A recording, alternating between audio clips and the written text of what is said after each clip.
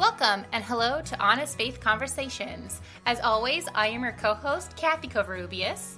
And I am Miguel Covarrubias. And today we are talking about 20 years of Harry Potter. Hooray! So as you guys know, I love Harry Potter. And if this is the first time that you guys are listening in, spoiler alert, I love Harry Potter. I love Harry Potter. It's true. When I presented her with the idea of what we were going to be doing this week for the podcast, she literally started crying. I can't help it. I just love it so much. She even told me yesterday, Miguel, you know that I love you more than Harry Potter, right? And I said, I think so, because it sounds more like you're trying to convince yourself than you're trying to convince me. Oh gosh. So, you know what? We're just going to skip a spoiler alert because if you have not read or watched Harry Potter in the 20 years that these wonderful, wonderful works of art have been out, then you're not invited to my birthday party. Yeah, there's also no review or summary because obvious reasons. It has been so ingrained in the culture that, we figured, this is probably a good time for us to do the podcast, since this is about the time when most of the books were released, is about this time during the summer. Mm-hmm. It was during this time that the first book was released in England 20 years ago, just to make you feel old. 20 years of magic. Yes, 20 years of magic. Of literary magic. Oh, yes. So we're doing something a little bit different today. We're going to be talking about how Harry Potter has influenced our lives. Not going to lie, mostly my life, obviously. So one thing I want to say is I need to say a thank you to my elementary school friend, Sydney, for introducing me to Harry Potter. She actually read the books first, and I remember being at her house at a sleepover. There was a few of us over, and she had read. I think she had read the first two books. I think at that point in time, the two had been out, and she was ranting and raving about how wonderful it was and how she loved it, and she was kind of telling us about what the books were about, and I was like, oh my gosh, I gotta get on this train. I want to be a part of this. And at the time, I was also 11. I was in the 5th grade, and I thought that this was pretty cool, that there was a book out there about kids our age, being wizards and waving wands around and saving the day. I gotta be honest, since I came to the game a little bit late, I didn't really enjoy the first two books, but that's just me.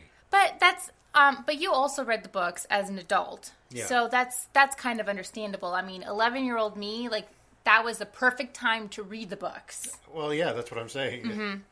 And it got to the point to where, I got my first book.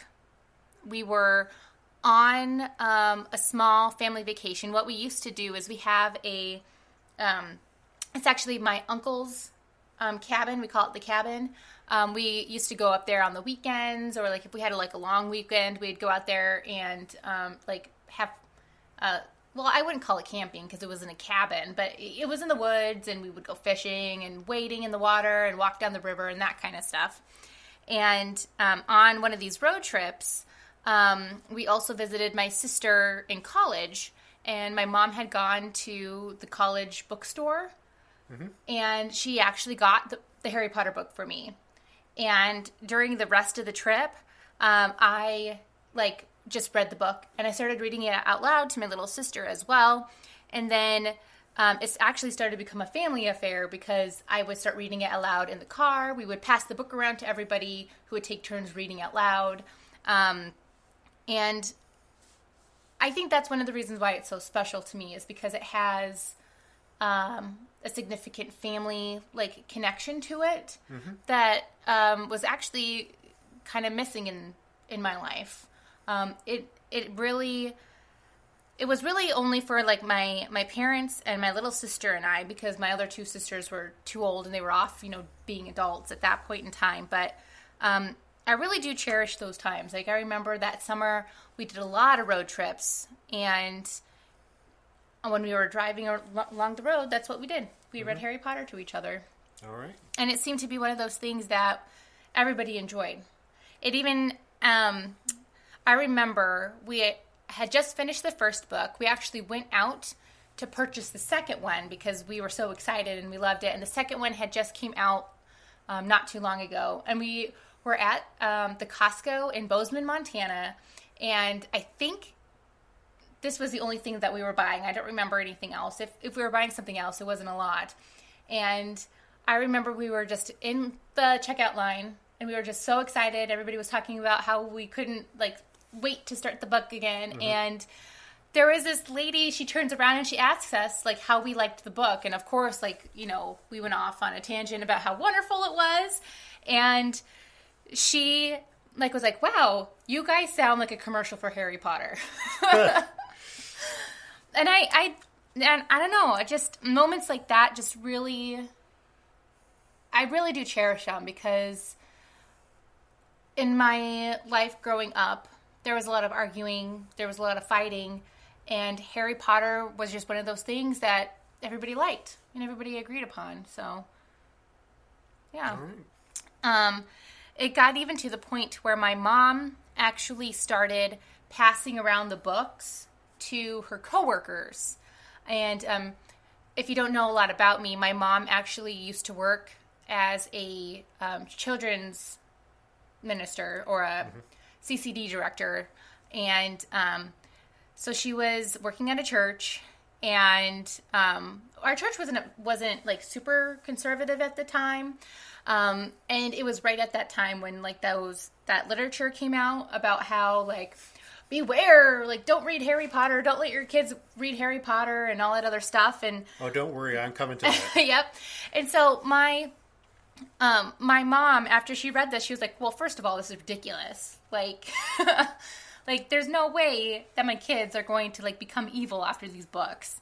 And she encouraged the rest of the staff to read the books. And I don't know, I feel like that's kind of special that my church actually took the time to get to know the books first before they started judging them. And so I have to say that my copies of Harry Potter have probably been read by, I would say, about 10 people, individual people. So yeah, well, and maybe also the reason why you don't have the first one in hardback, the hardcover book. I'm sorry? It's probably why you don't have the first one in the hardcover book. Oh, well, and we got the book. I got that first book late, so there wasn't any hard copies left. Yeah.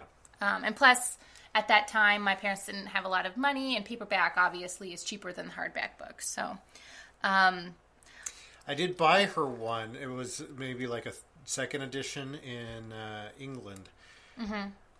But not the right one that she was looking for. Yeah, because I wanted the American version, and he got me the British version, but that's okay. They have different illustrations, just so you know. They do. They do have different illustrations, and some of the words are different, to Americanize it, and some of the phrases are a little bit different, again to Americanize it. And another thing I have to bring up. I remember at this point in time, I also started babysitting and watching kids on a regular basis.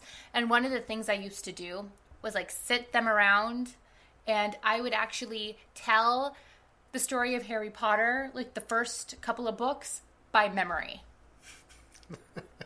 Yes.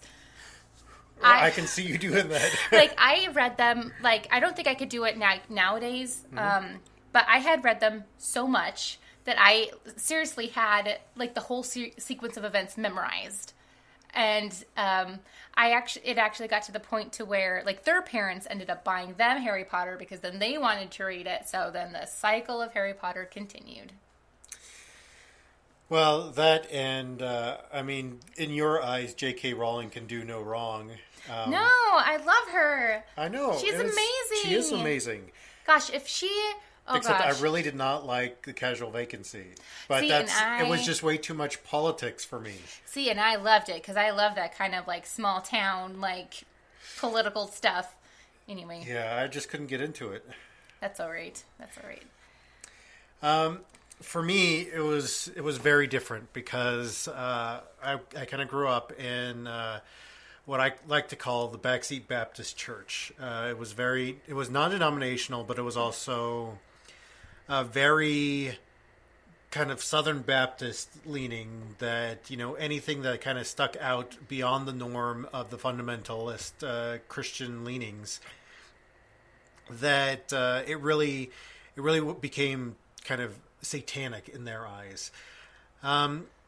For that congregation, they were ones that maybe put out the literature about it. That maybe we passed it out, maybe, but that the kids learning witchcraft was all about the occult and stuff like this, and it was kind of coming from a place where we had some weird experiences with occult behavior and with kind of encounters with some of the dark spiritual forces, especially in areas where they believe in a lot of it.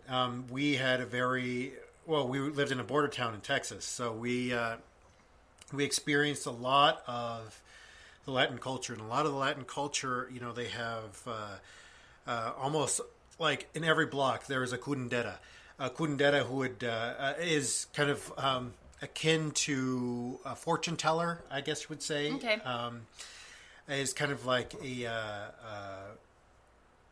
lot of people call them witches, or stuff like that. I think that's what curandera translates to as witch, but I'm not sure. I'll have to go back and look up the translation. It's been a long time, and my Spanish isn't as good as it used to be. But so there were things that they were just a little bit hyper critical of, and if they actually read the books, they would realize that Harry Potter has nothing to do with the occult, and there's actual sprinklings of Christian imagery in the books themselves. Oh yeah, I'm coming to that. Oh, sorry. So spoiler alert. Well, and so we kind of we grew up with it in the periphery, and after my parents split up, we had moved to Colorado, and my brother, we had been in a car accident when we were younger as kids, and my brother actually got cut by a pencil or something in the car, and so he has this scar over his eye, in his eyebrow, that kind of looks like a lightning shaped scar, and he had longer hair in high school, and he was kind of a geeky, awkward kid, and so he used to get called Harry Potter all the time in high school, and so that kind of made more of a, well, we shouldn't give into this stuff because it kind of is a trigger for my brother. And there was other kids at church who were reading the book, and this was at the time when I was starting to kind of grow out of my fundamentalist leanings myself. So it really wasn't a part of my life very much, except for seeing those things that other people in my church were doing, like burning or banning the books, which now I think burning and banning any literature is bad. It's horrible. Some people have some really horrible things to say in literature, but I mean, it's still their expression. It's still a way for them to get it out of their system to be able to tell somebody. Which now, as a writer with an insurance problem or habit, that it's not a problem. It's just a habit. Is that writing is a big part of my life, and I can see that writing does help people. It gets it out of you. It gets a way to express yourself, and so it took a lot for me to turn around on this. I remember when I was leading a youth mission trip in one of my first ministries, that the Half-Blood Prince had just come out, and that all of the kids in my youth group were kind of clamoring to get it. One kid actually had it on the trip, and he actually didn't let anybody else look at it until he was finished reading it. He was finished reading it about midway through our trip down to Texas, because we were going to Texas from Colorado. And, so he's just started spoiling it for the rest of the group. Oh. And it was I'm just like, what's the big deal?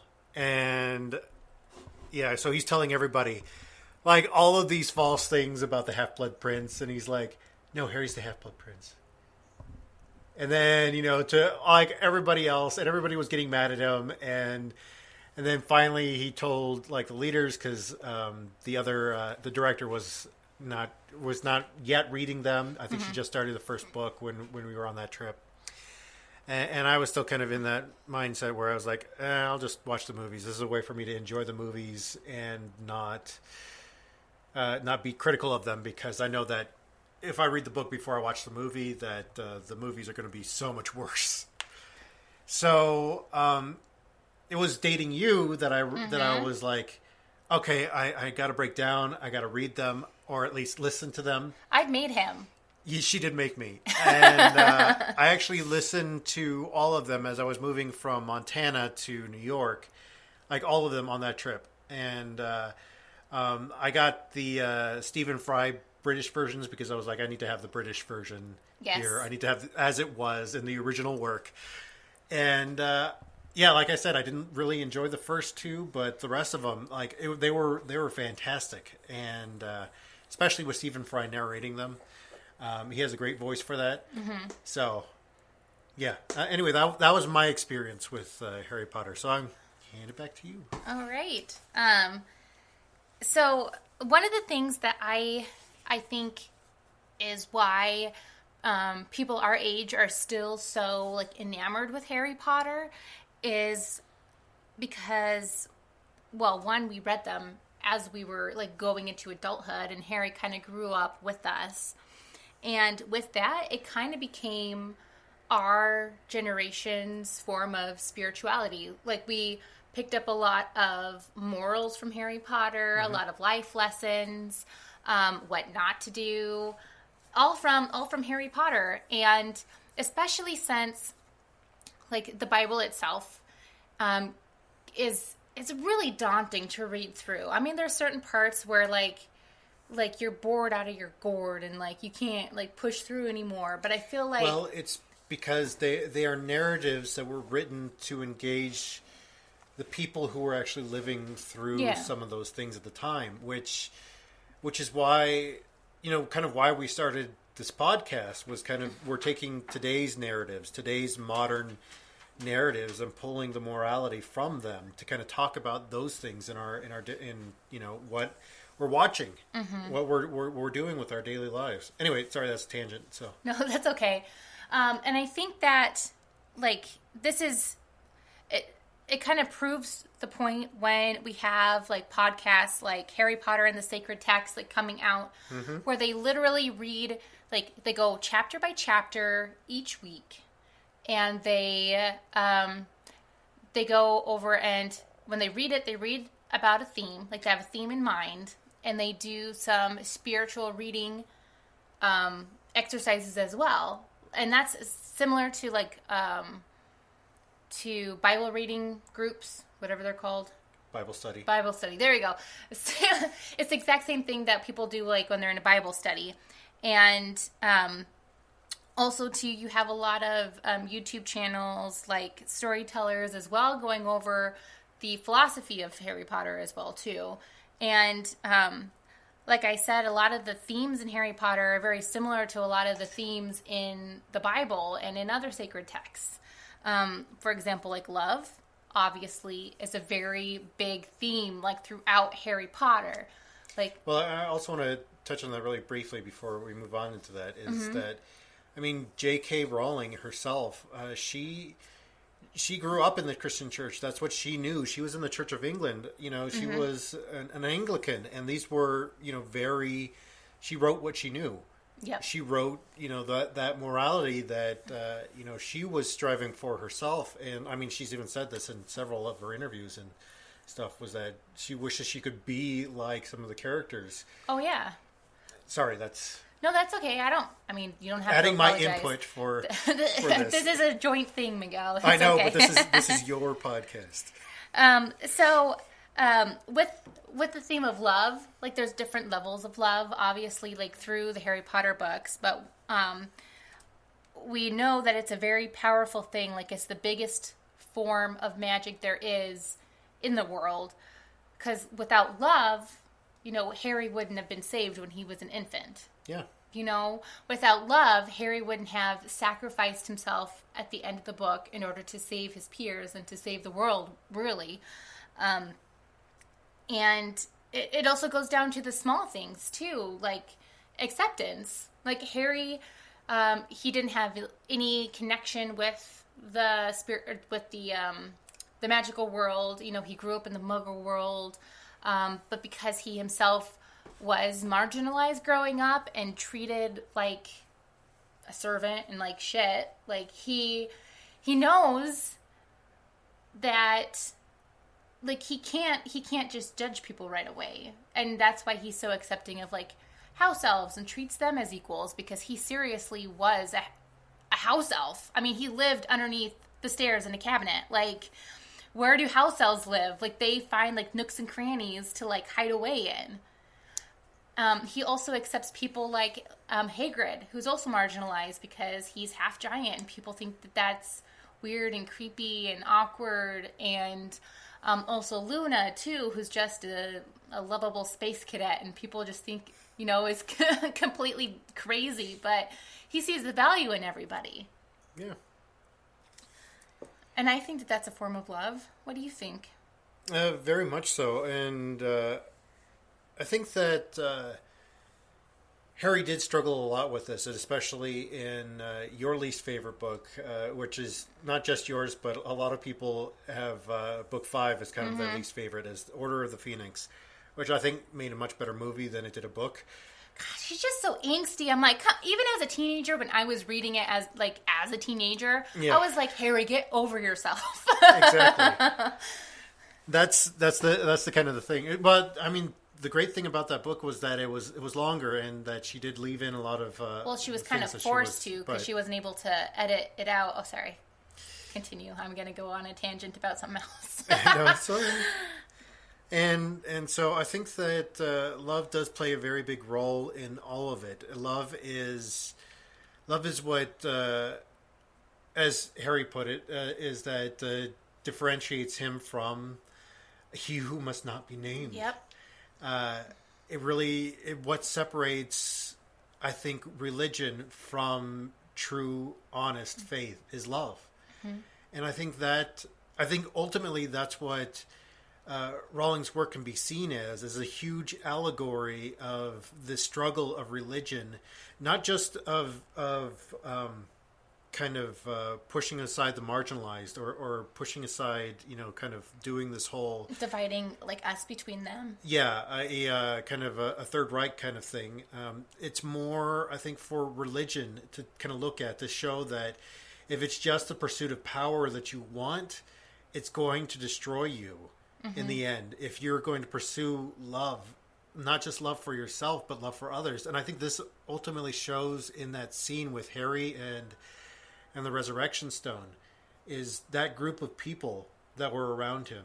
It was not just like his parents, but it was a large group of people who came around him. And these were people that showed love to him throughout his life, that they lived on through that love that they gave to this young boy who was struggling with so much in his life.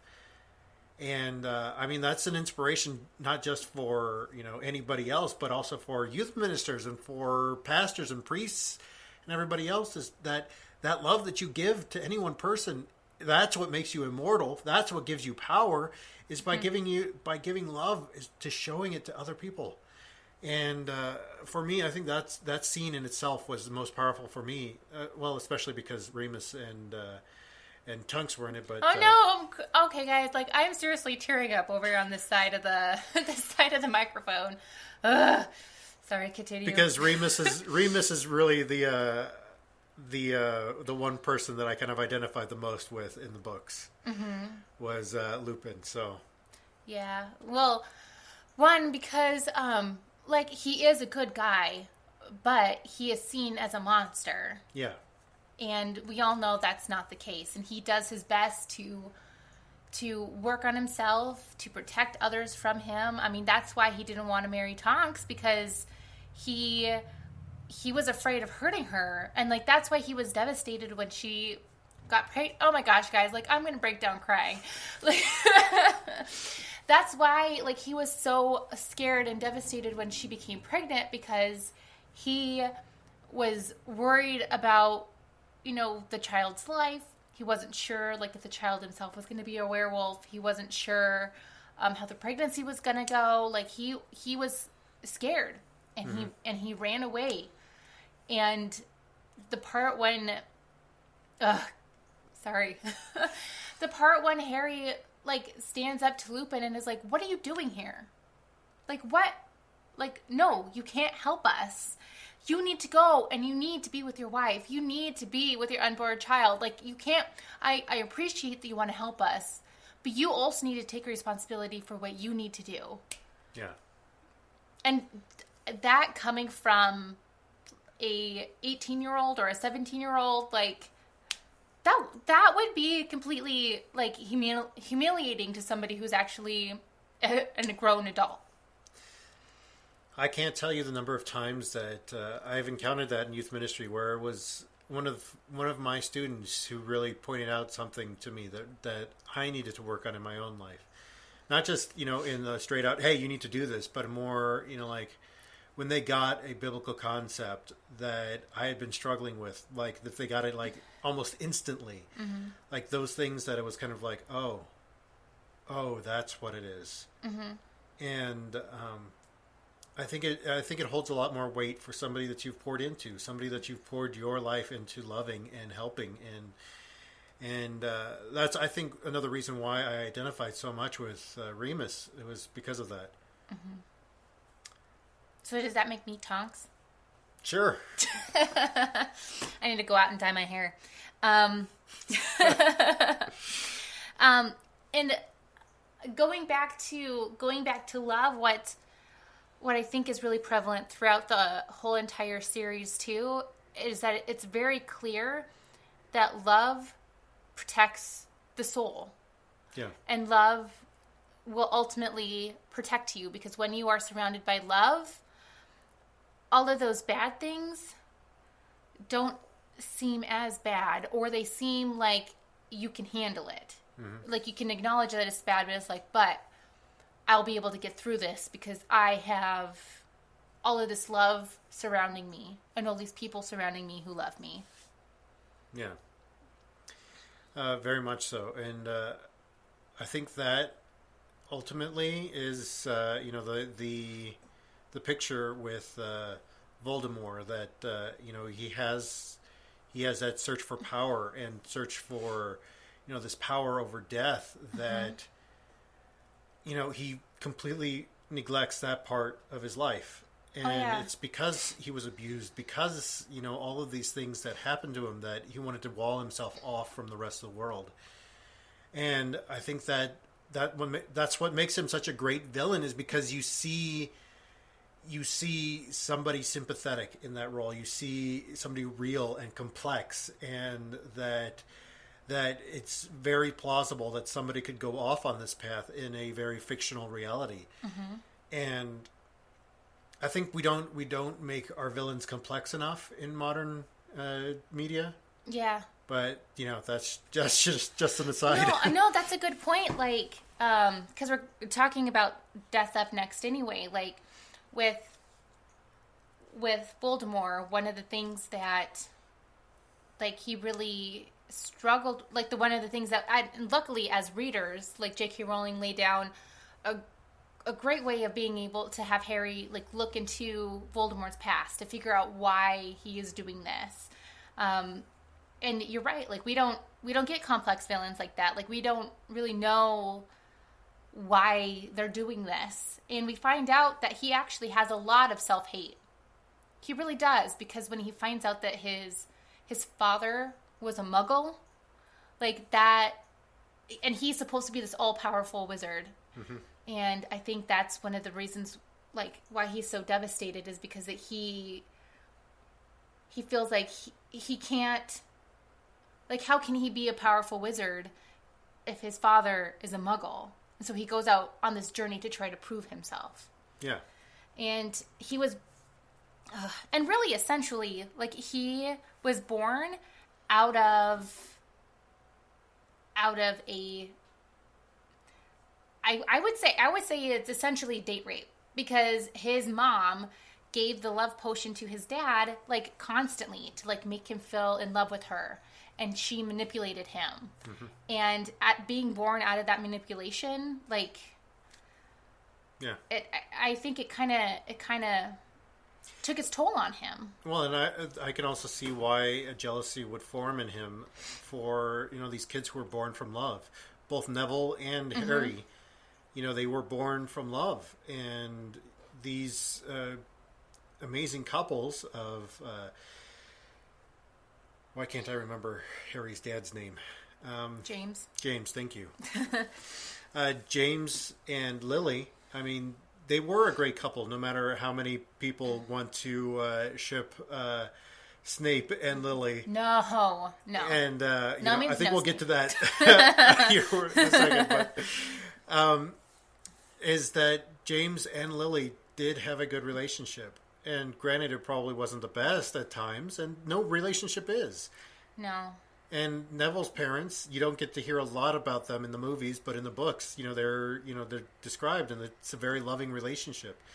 I mean, the fact that they were cursed at the same time, that it was kind of trying to protect each other, that they did this, and it was born of these loving relationships. It's no wonder that he had this jealousy because of that. Yeah. Of his upbringing. So. Well, and even in the orphanage, like he didn't get to experience that love. Or it could have been, too, that when he was shown love, he wrote it off as, they're just trying to use me. Like, they don't really love me. Yeah, and here's another aside for you. This is another one of Marvel's problems. This is the reason why none of the Marvel villains are as good as Loki. It's because Loki has a backstory. Loki has a reason why he's doing these things. He is... complex, whereas almost every single villain in each of the movies, minus Iron Man 2, but it's only because Mickey Rourke's depiction of Whiplash was a little weird. Yeah, that they really didn't kind of were fully developed. They weren't fully realized characters, and I think that's what Marvel's problem is. Anyway, back to Harry Potter. So I think because of this, because Voldemort wasn't shown love or didn't accept the love that was given to him when there was moments of love. Like, really, Dumbledore, like, as I'm growing older, I start to realize that I am actually having problems with Dumbledore. He's not the leader that I thought he was, now that I'm older. But anyway,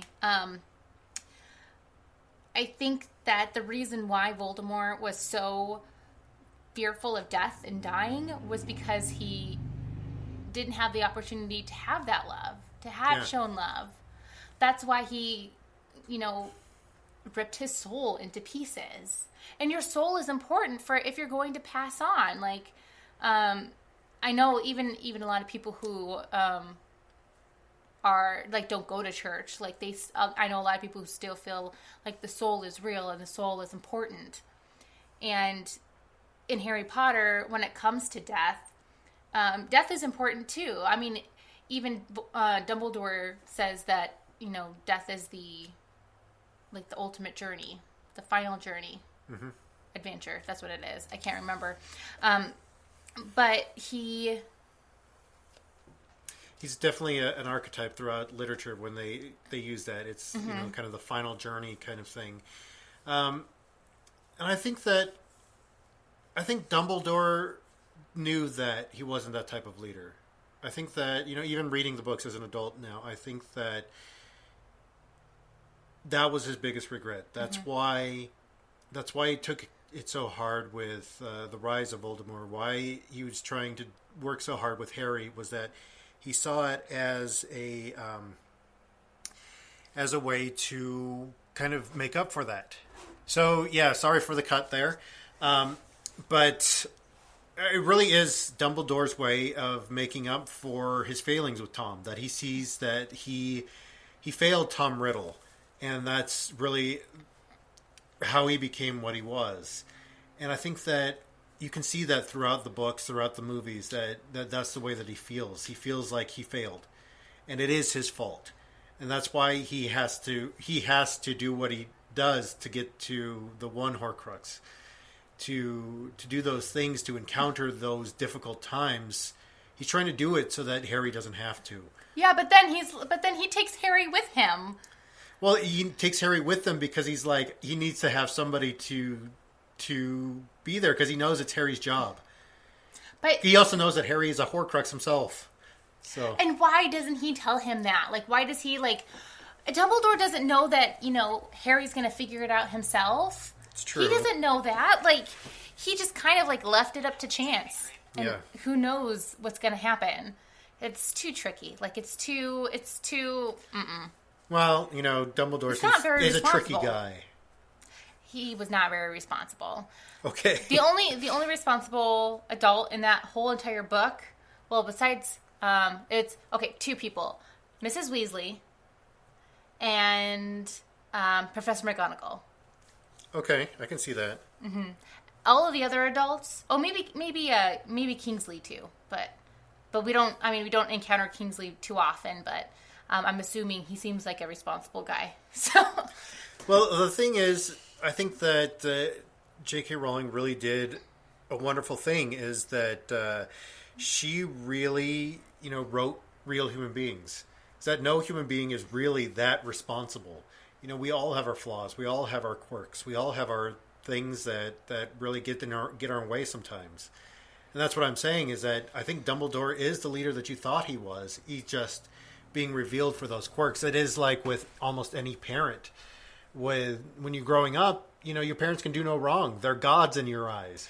But here's the thing, like, Dumbledore gives all of this power to minors who are still developing their brains. Well, yeah. But that's the whole purpose of the school. No. Teach kids power. No, there's a difference between going to school and then sending teenagers off to dangerous adventures where they could die. Okay, I can see that. So, really to recap this is that I had a very less experience with Harry Potter than you had with Harry Potter. Mm-hmm. And I still cry about it. I'll sit and think like, oh my gosh, I love Harry Potter, and then I'll start crying because I love Harry Potter so much. Yeah, if Harry Potter was a real person, I'd be really worried. No, it's not that. It's not Harry. Like, honestly, it's not Harry that I like. It's the collection of everybody. No, I know. It's that world that you're homesick for, that world that doesn't exist. Mm-hmm. And that's harkens back to our very first episode. That's the reason why we do this, is that we're pulling thoughts and moralities from fictional worlds into our own world. And that's what all of fiction, all narrative does. Even if what happened in the story is a true story or not, those are the things that we try to pull from and try to make something of ourselves from. And I think that ultimately is what makes Harry Potter real. That's what makes any of these fictional characters real, is if we do something with what they taught us. Well, and I have to agree with that, because honestly, I know that I would not be the person that I am today if it wasn't for Harry Potter. Like, I wouldn't be the tolerant, loving person that I am today. Like, who knows how I would have turned out, but it was Hermione starting Spew that kind of showed me that I need to speak up and be a voice for the people who can't speak up for themselves. It was Luna who taught me that, it's okay to be weird and just be yourself. And if people don't like you, then, they don't have to like you. Just be yourself and be happy with yourself. It was Neville who taught me that the underdog, or the person who people think is a loser, they can always have the opportunity to become the hero in somebody's eyes. Yeah. And here I am crying again. And like I said, is that I resonated so much with Remus, and seeing that even with things that you feel are dark, even for things that you feel ashamed of in your own life, that you can still be a good teacher. You can still be a good leader of people. And even with Draco Malfoy, like at the end, like I know, like it isn't like 100%. Like he's not like a good guy, but at least like during the battle, like he realizes like, what am I doing? Yeah. Like people are dying. Like my friends are dying around me. What am I doing? And I think that that will bring us to the end, but it also brings up another big question, which is about names. And since we didn't even touch on that, we did talk about it last week, I think, with our last podcast with Moana. Is that names play a big role, and they do in Harry Potter as well, very much so. And you said that last week, and I mean, there is so much that we didn't even touch on, but this is just the beginning of I know. Telling your Don't story. even get me started on Snape. And so we want to ask your feedback, since you probably have had an experience with Harry Potter somewhere in your life. So give us feedback. In fact, call our voicemail number, leave a voicemail, and talk about your story with Harry Potter and what Harry Potter means to your life and who you resonated with and why. And we may do a future episode on that because, Harry Potter is big. And then if you cry, it's okay because I cried. And, we can always use more Harry Potter podcasts. There's only like 20 of them. So, we need more. With all that being said, call our voicemail line, which is at 720-372-3879. Or find us on Patreon. Or find our website, which is thehonestfaith.com. That will take you to the Patreon page. Also, you can now read the first chapter of my book that I just published called The Boulevard of Broken Dreams, a youth minister's story of being shattered. I have just self-published it on Amazon. You can go and you can buy it now. So the links are on the website. You can also read the first chapter there. Let's see, you can also find us on social media, on Facebook, on Twitter, on Tumblr, on Reddit, on Google Plus. I don't check Google Plus. I don't think anybody checks Google Plus. No. So go and find us there on those things. So we really enjoy doing this show, and we enjoy that you guys listen to it. So thank you so much for listening. Thank you. And with all that being said, we invite you to come and join the conversation. Bye.